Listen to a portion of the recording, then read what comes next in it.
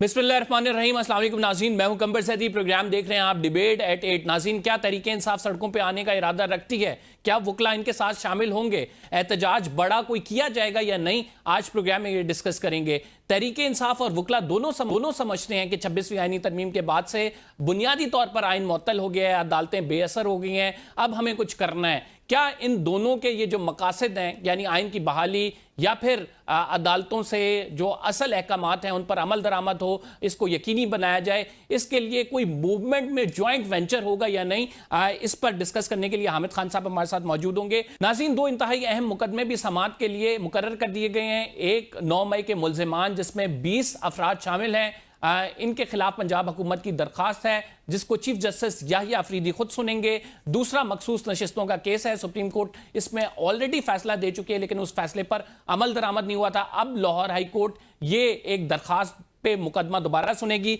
क्या इसका फ्यूचर होगा? क्या कुछ अदालती महाज पे होने जा रहा है? हामिद खान साहब से पूछेंगे। बहुत शुक्रिया हामिद खान साहब हमें प्रोग्राम में ज्वाइन करने के लिए। वकला तहरीक के हवाले से सबसे पहले बात करेंगे। मुतअद्दिद ऐलानात आपकी जानिब से किए गए लेकिन वकला उस तरह से सड़कों पर नहीं आए। कब का प्लान है? फाइनली क्या देखते हैं जो मुल्क में सूरत हाल बनती जा रही है? क्या वकला बाहर निकलेंगे भी या नहीं निकलेंगे? महज ऐलानात रहेंगे ये सिर्फ? देखिए, वकला पहले ही सड़कों पे आए हैं। 10 फरवरी के मौके पे इस्लामाबाद में वकला जो थे सड़कों पर थे और उनको पुलिस की बहुत बड़ी तादाद ने नहीं आने दिया। डी चौक तक पहुंच गए थे और इस तरह से और भी जगहों पर इकट्ठे हुए थे। लेकिन देखिए, सिर्फ सड़कों पे आना तहरीक का नाम नहीं होता। कन्वेंशंस करना, आपस में इंटरेक्ट करना, ये सारी चीज़ें अपनी जगह हैं और हमने तकरीबन हर अहम शहर में जो है कन्वेंशन किया है और इंशाल्लाह अब भी अगले कुछ चंद हफ्तों में चंद कन्वेंशन और हम करने जा रहे हैं और इंशाल्लाह मज़ीद इसको मोबिलाइज करेंगे, क्योंकि 26वीं तरमीम ने तो आइन का जनाजा निकाल दिया है और अदलिया अदालती निज़ाम सारा दरम भरम हो गया है। इसलिए ये बात मुल्क की मफाद की है, इसमें वकला की सिर्फ मफाद की बात नहीं है। अगर मुल्क में कोई अदालती निज़ाम नहीं होगा, आइन नहीं होगा, तो वहाँ पर कोई भी जस्टिफिकेशन नहीं है किसी भी हुकूमत की। वो सारी जो हुकूमत है वो गैर आइनी, गैर कानूनी हो जाएगी। खान साहब, आप लोग जो हैं कन्वेंशंस कर रहे हैं, तहरीक का हिस्सा होते हैं, आपकी फ्यूचर स्ट्रैटेजी भी ये है कि कन्वेंशंस करेंगे। क्या कोई डिफरेंस क्रिएट कर पाए हैं आप? क्या कोई मोटिव अचीव हुआ है आपका? देखिए, अभी तक तो नहीं हुआ, लेकिन अभी तो कोशिश की इब्तदा है। जितनी तहरीकें होती हैं वो ओवरनाइट तो कामयाब नहीं होती, लेकिन लोगों तक मैसेज पहुंच गया है। क्योंकि आपने देखा कि जितनी बार एसोसिएशंस के इलेक्शंस हुए हैं उसमें हमें कामयाबी इस बात पे नहीं मिल रही कि हमारे ग्रुप के साथ लोग हैं, इसलिए कि हमारे ग्रुप के नैरेटिव के साथ लोग हैं। हम 26वीं तरमीम के सख्त मुखालिफ हैं और हम इसलिए अपना मौक़िफ़ लेके वकला के पास जाते हैं और वकला जो है हमारे साथ यकजहती दिखाते हैं। जबकि दूसरा ग्रुप जो है, जो कि इस वक्त हुकूमती ग्रुप है, जो हर तरह से जिसके पीछे इस्टेब्लिशमेंट खड़ी है, बेपनाह पैसा खर्च कर रही है, बेपनाह अपना इन्फ्लुएंस लोगों को, वादे लोगों को, नौकरियां लोगों को, जजशिप्स ऑफर कर रही है, इसके बावजूद भी कॉमन वकील जो है वो हमारे नैरेटिव को वोट दे रहा। सर, क्या देखते हैं कितनी लंबी ये आप लोगों की स्ट्रगल होगी? इसका कोई टाइमलाइन होगी या फिर आप मोमेंटम देख के आगे बढ़ेंगे? नहीं, हम तो कंटिन्यू करेंगे, इसमें कोई मोमेंटम। हमेशा तहरीकों में एक वक्त आता है जब मोमेंटम बहुत तेज़ हो जाता है, हालात साजगार होने में मोमेंटम तेज़ हो जाता है। लिहाजा हमने तो अपनी एफर्ट जारी रखनी। पिछली तहरीक भी हमारी तकरीबन 2 साल चली थी और 2 साल के बाद अल्लाह मियाँ ने कामयाबी दी थी। लिहाजा अप्स एंड डाउन्स तो हर तहरीक में आते हैं।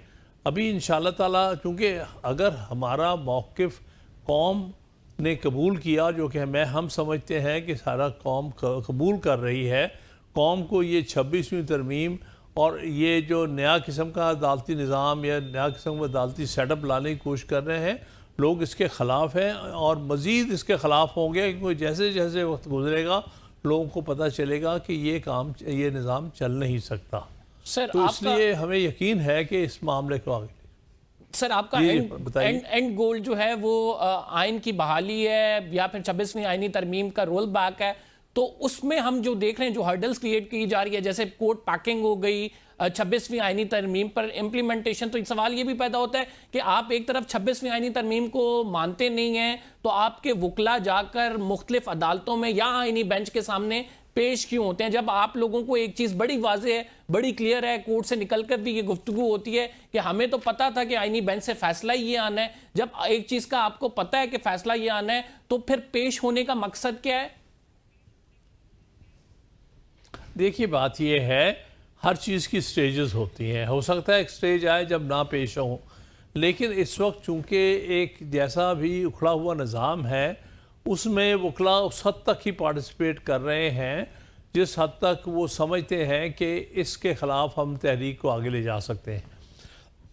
जिस तरह वो जजेस जिन्होंने ये कबूल नहीं किया कि आप इम्पोर्टेड चीफ जस्टिस लेके आए, वो अदालतें उन्होंने नहीं छोड़ी। हमारा भी यही मौक़िफ़ है कि जो इंडिपेंडेंट जजेस हैं वो रिज़ाइन करके बाहर ना आए, इससे हम और खुला मैदान ना दें इन क़ुव्वतों को जो कि इस मुल्क में अदालती और आइनी निज़ाम को तबाह करने पर पड़ता है।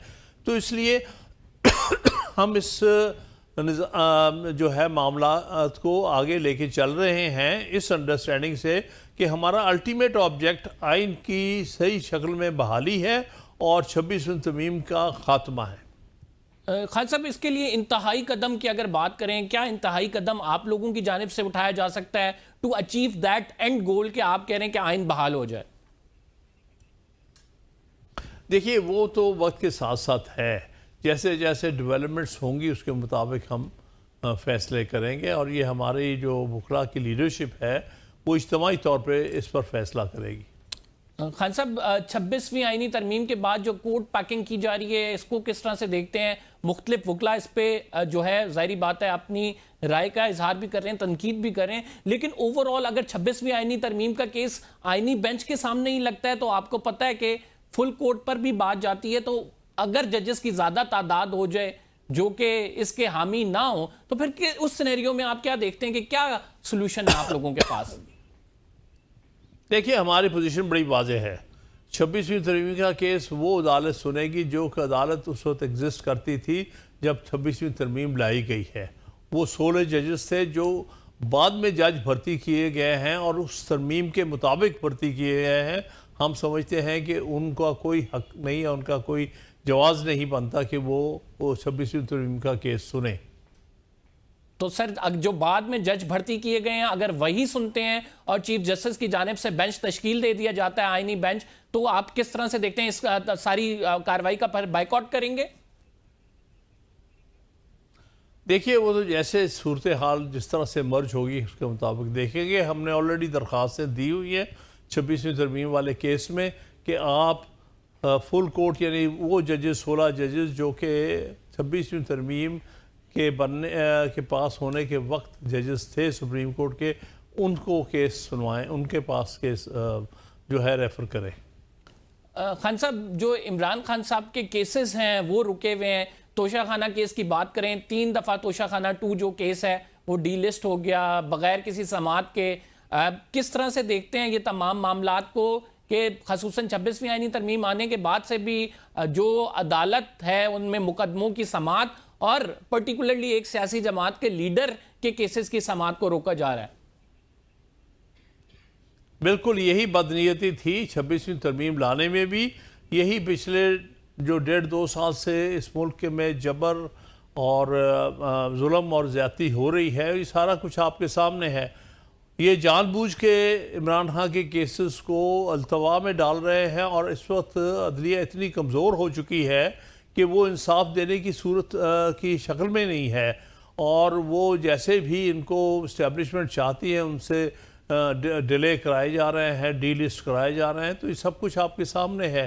जिस तरह से इस्लामाबाद हाई कोर्ट में इन्होंने बाहर से ला के एक चीफ जस्टिस उन पर मुसल्लत करने की कोशिश की है, ये सारी चीज़ें वो हैं जिससे कि हम समझते हैं कि हर चीज़ कौम के सामने वाज़ेह हो गई है कि ये सारा जो कुछ भी लाया जा रहा, जो सेटअप है, मैं इसको निज़ाम नहीं समझता, ना ये तो एक सेटअप बनाया है जाली सा इस इस्टेब्लिशमेंट ने, जहां मुकर्रना भी जाली बना दी गई है, वो हारे हुए को वहां बिठा दिया गया है, जीते हुए इलेक्शन जो कैंडिडेट्स थे उनको बाहर कर दिया है, और इसी तरह से जो एग्जेक्टिव है वो भी सिलेक्टेड है, पपेट्स है इस्टेब्लिशमेंट के लिहाजा। और आखिर हमला जो है इन्होंने 26वीं तरमीम के ज़रिए अदलिया पर किया है, वहाँ भी अपनी मर्ज़ी के जजेस जो हैं वो लगाए जा रहे हैं, उनसे अपनी मर्ज़ी के फ़ैसले लेने की कोशिश कर रहे हैं या डिले उनसे अपनी मर्ज़ी के मुताबिक कराने की कोशिश कर रहे हैं। ये सारा कुछ कौम के सामने बड़ा वाज़ेह है कि जो कुछ हो रहा है ये ज़्यादा अरसा जुल्म और जबर का निज़ाम नहीं चल सकता। खान साहब, तहरीके इंसाफ जो है एहतजाज प्लान कर रही है और सड़कों पे आने का ईद से पहले इमरान खान साहब ने कहा भी था कि ईद के बाद तहरीक शुरू की जाएगी, दोबारा से सड़कों पे आने की बात हो रही है। ऐसी कोई मूवमेंट होती है तो क्या वुकला उनका साथ देंगे, वुकला बिरादरी भी निकलेगी, क्योंकि आप लोगों का मौकिफ तो एक ही है? देखिए, हमारा मौकिफ जो है स्ट्रिक्टली आइन और अदलिया की आज़ादी है, आइन की सरबुलंदी और अदलिया की आज़ादी है, रूल ऑफ लॉ है। इसके लिए हम किसी पार्टी की हद तक जो है वो रिस्ट्रिक्टेड नहीं है। ये तहरीक जो है इसमें पीटीआई या अपोजिशन हुकूमतें नहीं, बल्कि उसमें वो वकला भी हैं जिनका ताल्लुक़ हुकूमती पार्टियों से भी हो, जो कि किसी पार्टी से भी ताल्लुक़ ना रखते हों। हम तो आइन के सिपाही हैं, हम आइन के लिए, मुल्क में रूल ऑफ लॉ के लिए और आज़ाद अदलिया के लिए जदोजहद करते रहेंगे। खान साहब, वो भी यही कहते हैं कि हम आइन को बहाल कराना चाहते हैं, हम किसी पर्टिकुलर शख्स की आज़ादी की जंग नहीं लड़ रहे हैं, हम चाहते हैं मुल्क में आइन की हुक्मरानी हो। अगर आपका और उनका मकसद एक होता है तो क्या फिर आप उनका साथ देंगे? वुकला उस तरह से सियासी जमात के साथ नजर आएंगे ताकि प्रेशर ज़्यादा बढ़े? देखिए, ये तो वक्त के साथ साथ है। एक्चुअली वकला की तहरीक एक इंडिपेंडेंट तहरीक है, वो किसी पॉलिटिकल पार्टी की तहरीक नहीं। हाँ, पिछली दफ़ा भी हमारी जो तहरीक थी उसके साथ पॉलिटिकल पार्टीज़ आ गई थी। ये बिल्कुल ऑप्शन ओपन है। हम सिविल सोसाइटी के लोगों को भी कहते हैं आइए हमारे साथ शामिल हो जाएं, हम पॉलिटिकल पार्टीज़ के लोगों को भी कहते हैं कि आइए आप हमारे साथ शामिल हों। हम बल्कि जो हुकूमती पार्टी में से जो कोई आना चाहता है हमारे साथ, हम उसको भी वेलकम करेंगे कि आओ, आप आइन के साथ खड़े होना चाहते हो तो तुम अपनी सारी जो वाबस्तगी छोड़ के तुम आइन की वाबस्तगी रखो। तो लिहाजा हमारे तो दरवाजे खुले रहे हैं और खुले रहेंगे वकला के, कि वो इस तहरीक में हर एक को अपने साथ लेके चलना चाहते हैं। और अगर आपको बाकायदा दावत दी जाती है कि हम एहतजाज कर रहे हैं, सड़कों पे आ रहे हैं, आप हमारे साथ आएं, तो इसमें आप लोगों का लाए अमल क्या होगा? देखिए, हम देख लेंगे, उसके मुताबिक जो भी मुनासिब होगा उसके मुताबिक चलेंगे। ठीक है।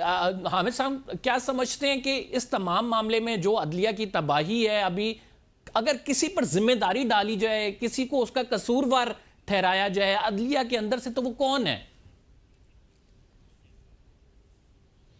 देखिए, इसमें मुकम्मल तौर पे जो हुकूमत से रिलेटेड लोग हैं, चाहे वो उसको आप अटॉर्नी जनरल कह रहे हैं जो अपने आप को लॉ मिनिस्टर कहता है, या जिस तरह से जो हमारी इस्टेब्लिशमेंट का एक बड़ा ही पॉलिटिकल रोल बन गया हुआ है, जो कि हर चीज़ के ऊपर काबिज़ हैं, तो उनका सबसे बड़ा रोल तो उनका है। बाकी तो उनके सामने उनके हुक्म की तामील करते हैं।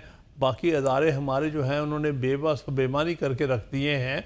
तो इसलिए जब तक इस मुल्क में आईनी निज़ाम नहीं होगा, यानी जब तक कि फ़ौज वापस अपने बैरकों में नहीं जाती और अपना असली काम नहीं करती, जो कि इनका काम है कि मुल्क में तहफ़्फ़ुज़ देना, internal security and external aggression के ख़िलाफ़, जो कि आइन ने कहा कि ये इनका काम है।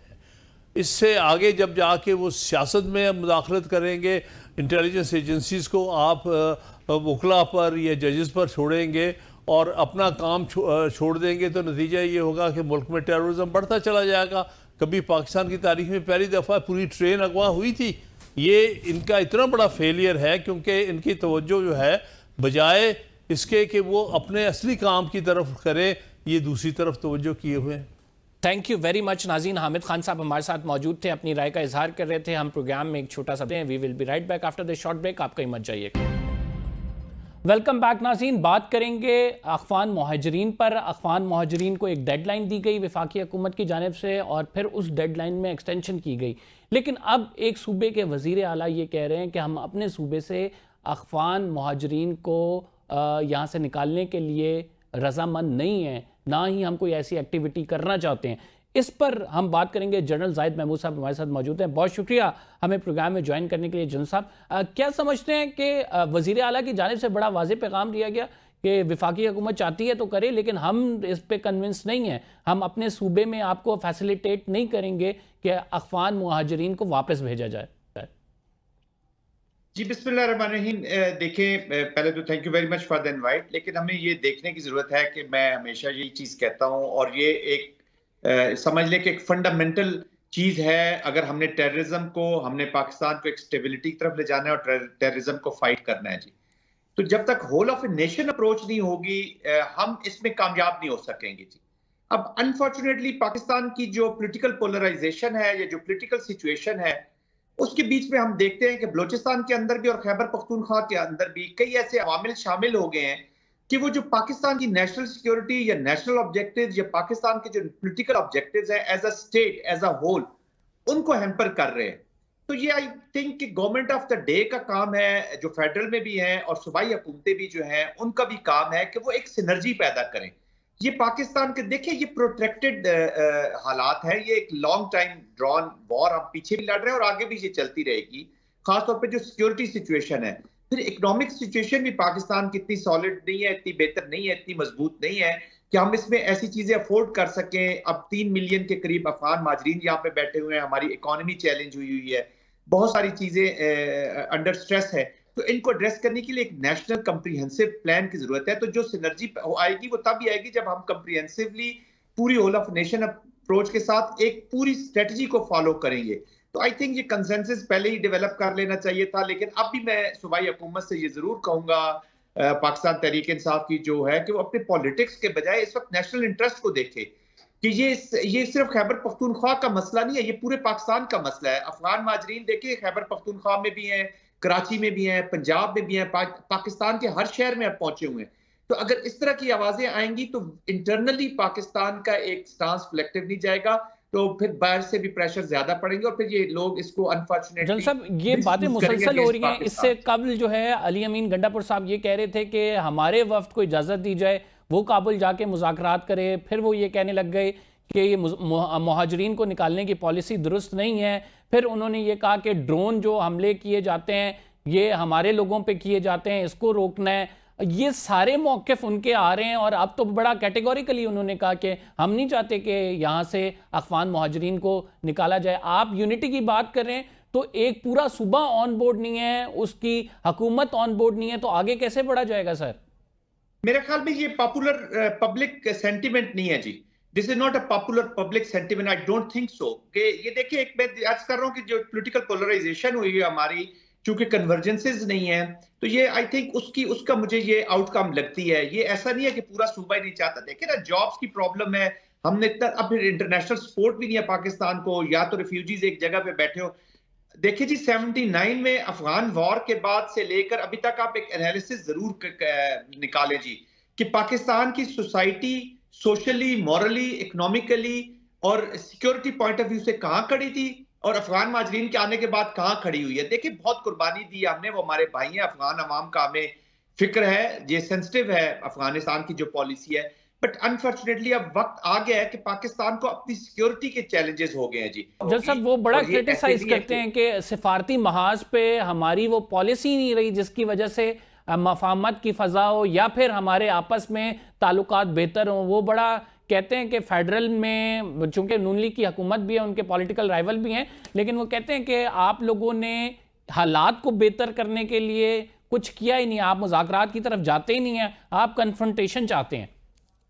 देखिए, इसको फिर आप ऐसे एनालाइज कर लीजिए कि मुझे बताइए कि इस वक्त आप ही बता दीजिए कि सबसे ज्यादा टेररिज्म के एक्ट्स कहां पे हो रहे हैं। दारुल उलूम हकानिया में हुआ, वो खैबर पख्तूनख्वा में है। बन्नू में जो कुछ हुआ वो खैबर पख्तूनख्वा में है। खैबर पख्तूनख्वा इस वक्त टारगेट है ताकि खैबर पख्तूनख्वा के लोगों में हेरासमेंट पैदा की जाए, वो उनका स्टेट ऑफ पाकिस्तान के अंदर जो सिक्योरिटी फोर्सेस अंदर कॉन्फिडेंस को खराब किया जाए ताकि हाइब्रिड की एप्लीकेशन की जाए। तो क्या खैबर पख्तूनख्वा का जो बंदा मरा है, जो जो अभी बन्नू में लोग शहीद हुए हैं, या खैबर पख्तूनख्वा के जो धमाकों में लोग मरते हैं, जो मसाजिद में मरते हैं, जो पुलिस लाइंस में मरे थे, तो ये पहले पाकिस्तानी थे लेकिन उसके बाद खैबर पख्तूनख्वा के भी लोग थे। तो इस पे कितना एहतजाज अफगानिस्तान से किया गया, खैबर पख्तूनख्वा की हुकूमत से। देखिए, इस डिबेट को हम जितना ज्यादा करेंगे उतना पाकिस्तान को नुकसान होगा। मेरी हम्बल सबमिशन अली अमीन गंडापुर साहब से भी ये होगी कि एक नेशनल नैरेटिव के साथ उन्होंने चलना है, नेशनल पॉलिसी के साथ चलना है। और जो फेडरल गवर्नमेंट है, मैं उनसे भी कहूंगा कि इसका कंसेंसस पहले डेवलप करें, बैठे लोगों से बातचीत करें, अपनी एक पॉलिसी अपनाएं, और वो लॉन्ग टर्म पॉलिसी हो। अगर उसको लीगल आपने या कॉन्स्टिट्यूशनल कवर देना है तो उस पॉलिसी को कवर दीजिए। यही तो हमारी खराबियां हैं। नेशनल एक्शन प्लान 2014 में हमने बनाया, हम उस पर अमल दरामद नहीं कर सके, आज तक हम सफर कर रहे हैं। बार बार हम उसी सुराख से क्यों डसे जाएं जिससे हम माजी में डसे गए हैं। तो I think Pakistan is a serious country, we are a nuclear country, हमारा कमिटी ऑफ नेशन में एक मकाम है, इस रीजन में हम एक पावर हैं। तो पाकिस्तान की अवाम का हक है अमन, पाकिस्तान की अवाम का हक है अपनी इकोनॉमिक्स ठीक करना, जॉबलेसनेस है, बहुत सारे और एसोसिएटेड मसाइल हैं। ऑफ कोर्स रिफ्यूजीज यहाँ पे रहे हैं, बहुत अरसा रहे, हमने उनकी बड़ी खिदमत की, सारा कुछ किया, लेकिन मुझे बताइए कि कितने अफगान रिफ्यूजीज ने यहाँ पे अफगानिस्तान की हुकूमत के खिलाफ जुलूस निकाले हैं जी कि ये टेररिज्म को क्यों नहीं रोका जाता। कितने लोगों ने आके स्टेटमेंट्स दिए हैं या अफगानिस्तान को कंडेम किया, या खैबर पख्तूनख्वा ने कितनी जगहों पे उनको तो कहने का मकसद ये, हम जितना इसको डिबेट करेंगे इतनी दरारें जल साहब, आपकी बात बिल्कुल दुरुस्त है कि नेशनल इश्यूज पे कंसेंसस होना चाहिए, तमाम सियासी जमातों को मिलकर एक ही आवाज उठानी चाहिए। लेकिन बात यहाँ पे पॉलिटिकल पॉइंट स्कोरिंग की भी होती है, सियासी एजेंडे को आगे लेके जाने की भी होती है। आप समझते हैं कि चूंकि विफाक और खैबर पख्तूनख्वा में एक चलो टसल है, दोनों पॉलिटिकल राइवल्स भी हैं, इनके दरमियान जो एक फोर्स है यानी इस्टेब्लिशमेंट, वो इन दोनों को साथ बिठाकर इन दोनों के मामलात को आगे लेके बढ़ सकती है। अल्टीमेटली सिक्योरिटी तो उन्हीं का डोमेन है। नहीं जी, मैं इसको जरा let me apply correction. Security ये जो है जी, ये नेशनल डोमेन है और ये पॉलिटिकल प्रोसेस का हिस्सा है। एक चीज याद रखिएगा जी, ये जो वॉर भी होती है, जो सिक्योरिटी के ऑपरेशंस हैं, ये सब कुछ ये पॉलिटिकल इंस्ट्रूमेंट ही है जी। हमारी अनफॉर्चुनेटली माजरत के साथ हम पॉलिटिक्स को और नेगोशिएशंस, पॉलिटिक्स को इसको अलग कर देते हैं और सिक्योरिटी और मिलिट्री को अलग कर देते हैं। मिलिट्री जो है वो एक्सटेंशन ऑफ पॉलिटिकल पॉलिसी है, उसी की एप्लीकेशन है। उससे एक एनवायरनमेंट आपको बना के देनी है जिसके अंदर आपने पॉलिटिक्स और अपनी फॉरेन पॉलिसी और अपने रिलेशनशिप चलाने हैं जी। तो इसको पॉलिटिकल लीडरशिप की ये रिस्पॉन्सिबिलिटी है कि वो सिनर्जी लाए। देखिए ना, स्टेट बनती है अवाम, गवर्नमेंट एंड मिलिट्री, ये तीनों मिला के करती हैं। तो अब गवर्नमेंट्स का काम है, इस पे केपीके की गवर्नमेंट भी उतनी रिस्पॉन्सिबल है जितनी फेडरल है, कि वो अवाम को अपनी फौज के साथ लगा के रखे और पाकिस्तान के और अपने पॉलिटिकल ऑब्जेक्टिव्स को हमने हासिल करना है। ये नहीं हो सकता। आपकी बात जिस तरफ आप कह रहे हैं, मैं ठीक है समझता हूँ कि ग्राउंड रियलिटीज, देखिए एपेक्स हुई है खैबर पख्तूनख्वा में जिसमें चीफ ऑफ आर्मी स्टाफ भी थे, फेडरल की लीडरशिप भी थी और अली अमीन गंडापुर खुद वहां पे मौजूद थे। बहुत अच्छी नेगोशिएशंस होती हैं। अभी भी जो फौज डिप्लॉयड है 245 के तहत खैबर पख्तूनख्वा में, वो चीफ मिनिस्टर के ताबे है। वो चीफ मिनिस्टर कल कह दें जी मुझे सिक्योरिटी नहीं चाहिए, मुझे फौज नहीं चाहिए, अपनी सिक्योरिटी के लिए अवाम मरती है तो मरती रहे, लोगों पे धमाके होते रहे, मसाजिद में धमाके होते रहे, पुलिस लाइंस में होते रहे, तो फिर I think we are going nowhere. I think it is more of address to the galleries rather than addressing the problems of Pakistan. ये इसको कोई इमोशनल होने की जरूरत नहीं है, हमें एक स्ट्रेटेजी के साथ चलना है। इंटरनल देखिए, दो किस्म की थ्रेट है, एक है थ्रेट विदाउट, जो बाहर से आई हुई है जी, जिसमें अभी अफगानी ये शामिल है, जिसमें ये टीटीपी शामिल है, क्योंकि ये तो अभी इंडिया के उसकी प्रॉक्सीज बन के लड़ रही है पाकिस्तान में। और बहुत बहुत शुक्रिया जन साहब, एक छोटा सा ब्रेक लेते हैं। We will be right back after this short break. Pakistan की इकोनॉमी कैसी है, इस पर डिस्कस करते हैं। वेलकम बैक नाज़रीन। अब बात करेंगे पाकिस्तान की मईशत पर। माहिर मईशत हारून शरीफ साहब हमारे साथ मौजूद हैं। बहुत शुक्रिया हमें प्रोग्राम में ज्वाइन करने के लिए। सर, हुकूमत दावे कर रही है, हुकूमत कह रही है कि वो महंगाई में कमी भी लाई है, अब जो है हालात ज़िंदगी बेहतर भी हो गए आम आदमी के, लेकिन ओपोजिशन के जो दावे हैं इसके बिल्कुल बरक्स हैं। वो कहते हैं कि हुकूमत नंबर गेम्स के साथ प्ले करती है और हुकूमत की जानिब से जो नंबर गेम दिए जाते हैं उसका हकीकत से कोई दूर तक ताल्लुक नहीं है। ट्रू पिक्चर क्या है, आप बता दें सर। जी देखिए, इस तरह सूरत हाल इस तरह है कि जो ट्रस्ट का डेफिसिट है वो हाई है। हुकूमत जो बात करती है वो उसको पॉपुलिज्म की नजर से करती है, अपोजिशन जो बात करती है उसको ऑब्वियसली उसके अपोजिट एंगल से देखती है।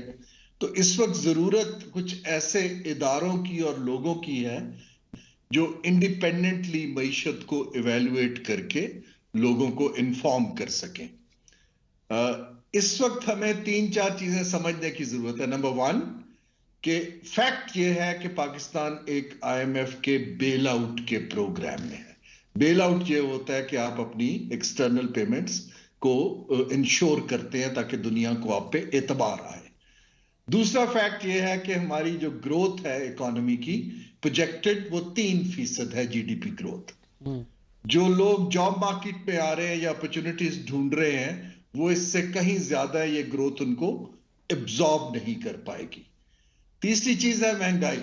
गवर्नमेंट कुछ रिलीफ के नाम पे, कुछ कैश ट्रांसफर के नाम पे तो दे रही है, लेकिन जॉब्स जो हैं और इकोनॉमिक अपॉर्चुनिटीज तो नहीं बढ़ पा रही क्योंकि ग्रोथ कम है।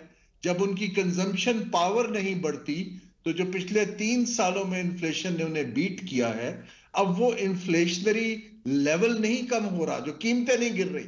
हाँ, अगले दिनों में कीमतें मजीद महंगी उस पेस पर नहीं होंगी ताकि उनके ऊपर मजीद प्रेशर ना आए, लेकिन जो पड़ चुका है प्रेशर वो रिवर्सल होना बड़ा मुश्किल है। जैसे बिजली की कीमतों में कुछ थोड़ी सी रिवर्सल हुई है 7 रुपए की, लेकिन पिछले 3 साल में कीमतें दुगनी से ज्यादा भी हो गई थी। तो हमें ये चीजें समझनी है कि असल हल इकोनॉमिक ग्रोथ, मईशत का पहिया चलाना है जिसमें वेल्थ क्रिएट हो और ऐसी हो कि लोगों को रोजगार के और इकोनॉमिक अपॉर्चुनिटीज के मौके मिल सके, ना कि हम लोगों को कैश ट्रांसफर करके उनको डे टू डे बस उनकी सर्वाइवल को इंश्योर करें। बड़ा खूबसूरत आपने जवाब दिया, आपने दोनों साइड्स के पिक्चर्स को बड़ा क्लियर कर दिया। लेकिन हारून साहब, आप क्या समझते हैं इसमें अगर कसूरवार ठहराया जाए तो किसको ठहराया जाए? मतलब यानी अगर बिजली की बात करें, बिजली में कीमतों में कमी हुई, यूनिट जो है वो कम कर दिया गया 8 रुपए के लगभग, तो वजीर आज़म इसका क्रेडिट लेते हैं। लेकिन दूसरी जानिब से ये भी कहा जाता है कि भाई हम तो 16 रुपए पे छोड़ के गए थे, आपने अगर 36 रुपए पे पहुंचा दिए तो हमारा क्या इसमें कसूर है? तो इसमें असल तयन करना कि खराबी कहाँ से हुई है, उसको किस तरह से सर देखते हैं आप? जी, आप खराबी को अब आप छोड़ दें। देखिए ना, हमने क्योंकि हमारी बिजली 50% जो है इंपोर्टेड फ्यूल पे बनती है, तो उसके अंदर regularly quarterly monthly fuel adjustment charges हम पिछले 3 साल से ऐड कर रहे हैं। फिर हमने बहुत सारे सरचार्ज डाले हुए हैं क्योंकि हम इनकम टैक्स नहीं कलेक्ट कर पाते।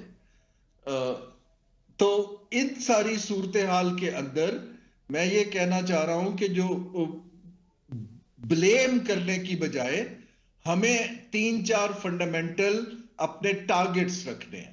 टारगेट नंबर 1 है कि आया हमारी बिजली और बिजनेस इनपुट्स की कॉस्ट ऑफ डूइंग बिजनेस हमारे कंपेटिटर्स के साथ बराबर है या कम होती है कि नहीं? अभी ज्यादा है। जब तक बिजली और हमारी लेबर कॉस्ट और दूसरी चीजें ज्यादा रहेंगी तब तक हम कंपीट नहीं कर पाएंगे। तो अभी भी 7 रुपए कम करके जो खित्ते के बाकी ममालिक हैं हम उनसे महंगे हैं। हमें टारगेट लोगों के लिए यह रखना है कि 30 लाख बच्चे और बच्चियां जॉब मार्केट के अंदर हर साल आ रहे हैं। आया हम कुछ ऐसी पॉलिसी हुकूमत बना पाई है कि हमारा जो है इकोनॉमिक बेस एक्सपैंड हो, एग्रीकल्चर बेस एक्सपैंड हो और उनको एब्जॉर्ब करे, या हम सिर्फ IMF की ट्रांच और टैक्स के टारगेट्स के ऊपर ही हुक्ड अप है? ये इसको हम कहते हैं पॉलिसी चॉइसेस। एक तो हमें कुछ चॉइसेस करनी है कि वरना तो हम घूम फिर के फिर से IMF के पास चले जाएंगे, जो हम पिछले 30 बरस से करते चले आ रहे हैं। जब तक मईशत का ढांचा नहीं बदलेगा, जो 250 मिलियन लोगों को इस वक्त फीड नहीं कर पा रहा और हम एक इंपोर्ट डिपेंडेंट मुल्क बन चुके हैं, जिस ढांचे को बदलने की जरूरत है, तो वो तो पॉलिसी से बदलेगा, वो तो इन्वेस्टमेंट से बदलेगा, ना कर्ज की ट्रांच से बदलेगा, ना आपकी 6 माह के बेल आउट से बदलेगा। तो हारून साहब, आप समझते हैं कि किसी हद तक हुकूमत इसमें कामयाब हुई है, या हुकूमत ऐसे राइट स्टेप्स ले रही है जिससे वो बुनियादी तौर पे ढांचा बदला जाए? नहीं, स्ट्रक्चरल स्टेप्स अभी मुझे कहीं नहीं दिखाई दे रहे। हाँ, हुकूमत एक इकोनॉमी के करंट स्टेटस को बेहतर तरीके से मैनेज करने की कोशिश कर रही है। इसको बदलने की कोशिश अभी मुझे उनपे वो सलाहियत भी नहीं दिखाई दे रही, और ना ही एक कोलेशन के अंदर, क्योंकि इसमें जो फैसले होंगे उसमें बहुत सी सनतें, बहुत से लोग जो हमारे पेटनेज पे पल रहे हैं, उनको छोड़ना पड़ेगा। वो सियासी फैसला मुझे यहां अभी कोई ऐसी विल नहीं दिखाई। और अगर तहरीके इंसाफ की हुकूमत से कंपैरिजन करें, वहां पे स्ट्रक्चरल रिफॉर्म्स का कोई विल थी, वो करना चाह रहे थे ऐसा? जी, वहां एम्बिशन बहुत हाई थी कि हम, क्योंकि मैं हिस्सा था उसका कि 1.5 साल कि हम करना चाहते हैं, लेकिन तहरीके इंसाफ की गवर्नमेंट के अंदर कोई हम कर इसलिए नहीं पाए कि उन्होंने बहुत ज्यादा चीजों के ऊपर चेंज लाने की कोशिश की, जबकि हुकूमत की और ब्यूरोक्रेसी की वो सलाहियत ही नहीं थी कि वो उसको कर पाते। मेरी अभी भी इस हुकूमत को यही एक एडवाइस है कि आप 2-3 चीजों को अपनी तरजीह बना के अवाम को एतमाद में लें कि हम स्टेट ओन्ड एंटरप्राइजेज और बिजली का सेक्टर ठीक कर रहे हैं, हम अपनी मईशत के ढांचे के अंदर 2-3 हमारे विनर्स हैं, आईटी है, एग्रीकल्चर है, वैल्यू एडेड टेक्सटाइल है, हम सिर्फ इस पर फोकस कर रहे हैं और इससे हम इतनी नौकरियां क्रिएट करेंगे और एक्सपोर्ट करेंगे जो हमारी फॉल्ट लाइंस हैं, प्रोडक्शन बढ़ाएंगे, प्रोडक्टिविटी बढ़ाएंगे। अगर ये थोड़ा अपनी एम्बिशन को करके और उसमें एक्सपर्ट्स के लिए जगह निकालें तो कोई वजह नहीं है, बाकी ममालिक ने किया तो हम क्यों नहीं कर पाएंगे। हारून साहब, आपने फिर ज़बरदस्त बात की। मैं मोतरफ़ हो रहा हूँ आपकी गुफ्तगू का। उसकी वजह यह है कि मेरे जो सवाल हैं उसी से लिंक भी करिए। आपने वक्त गुजारा तहरीके इंसाफ के साथ, आपने कहा कि वो स्ट्रक्चरल चेंजेस हम करना चाहते थे, वो कर नहीं सके क्योंकि काफ़ी महाज खोल लिए थे। तो तहरीके इंसाफ जिस चीज़ का क्रेडिट लेती है कि हमने तो बहुत बुनियादी तब्दीलियां की हैं, हमारे वक्त में ग्रोथ रेट ये था, हमारे वक्त पे महंगाई इतनी थी, तो सर उन सारे दावे को किस तरह देखते हैं? फिर तहरीके इंसाफ भी उसी गेम में खेलती प्ले करती रही है जिस तरह आज हुकूमत करंट अकाउंट डेफिसिट सिर्फ मैनेज कर रही है, स्ट्रक्चरल रिफॉर्म्स की तरफ नहीं जा रही है। तहरीके इंसाफ भी फिर यही कुछ करती रही है। ये तहरीके इंसाफ ने, ये सक्सेसिव गवर्नमेंट्स जो हैं वो पाकिस्तान के, जैसे मैंने अर्ज किया कि माशी ढांचे में तब्दीली लाने में नाकाम रहे हैं। वो टेम्परेरी, जब हमारा एक फंड प्रोग्राम आता है या कोई इनफ्लोज आ जाते हैं कर्ज के, तो हम अपनी ग्रोथ को कंजम्पशन लेड ग्रोथ को बढ़ाते हैं, जिसमें हम इंपोर्ट डिपेंडेंट ग्रोथ करते हैं। देखिए ना, ग्रोथ तो आती है जब इकोनॉमिक एक्टिविटीज होती हैं। जब आप इंपोर्ट डिपेंडेंट ग्रोथ करते हैं और एक्सपोर्ट 15% हर साल नहीं बढ़ती, फिर आपके पास 3-4 साल में सूरत हाल आती है कि हम अपनी बैरूनी अदायगियां नहीं पे कर पाएंगे, आप IMF के पास चले जाते हैं। आई डोंट थिंक कि जो तहरीके इंसाफ ने जो काम किया था वो ग्रोथ 6% थी, लेकिन वो सस्टेनेबल नहीं थी, क्योंकि वो ग्रोथ फंडामेंटल इकोनॉमिक शिफ्ट पे नहीं थी। वो उसी ढांचे को कुछ बेहतर करके टेम्परेरीली, जिसको हम बबल कहते हैं, वो उस तरफ थी, और यही पाकिस्तान की सब हुकूमतें करती। वेरी लास्ट क्वेश्चन के शरह सूद में कमी का वजीर खजाना कह रहे हैं कि मजीद कमी की गुंजाइश मौजूद है। आप समझते हैं कि ये मजीद कमी होगी? किस हद तक शरह सूद जा सकता है? इससे कितना फायदा हो सकता है? ये बड़ा मुश्किल है जी प्रिडिक्ट करना। मेरा नहीं ख्याल कि IMF प्रोग्राम के अंदर हम कोई सब्सटेंशियल कमी कर पाएंगे, लेकिन इससे ज्यादा अहम एक पॉलिसी का सवाल है कि शरह सूद की चेंज का फायदा किसको हो रहा है। देखिए, 60% कर्जा तो अभी भी हुकूमत के पास है। बाकी जो कर्जा है कमर्शियल बैंक्स का, अगर आप ओनरशिप स्ट्रक्चर देखें तो वो सिर्फ बड़े ग्रुप्स को जाता है। जहां आपको पैसा चाहिए कि आप मीडियम साइज और स्मॉल एंटरप्राइजेस को बड़ा करें, आप नौजवानों के लिए अपॉर्चुनिटीज दें, आप नई इंडस्ट्री को प्रोजेक्ट्स के लिए डेवलपमेंट फाइनेंस करें, वो तो शरह सूद का पैसा उधर नहीं जा रहा है। तो अगर आप एनालिसिस करें तो ये शरह सूद का फायदा सिर्फ 1-2 कंस्टिट्यूएंसीज को हो रहा है, पूरे मुल्क को नहीं हो रहा है। थैंक यू वेरी मच हारून साहब, वेरी वैल्यूएबल कंट्रीब्यूशन। नाज़रीन, प्रोग्राम का टाइम ख़त्म हो गया है, मईशत हमने डिस्कस कर ली। फिलहाल के लिए इतना ही। कंबर जदी को इजाज़त दीजिए, अल्लाह ने के बाद।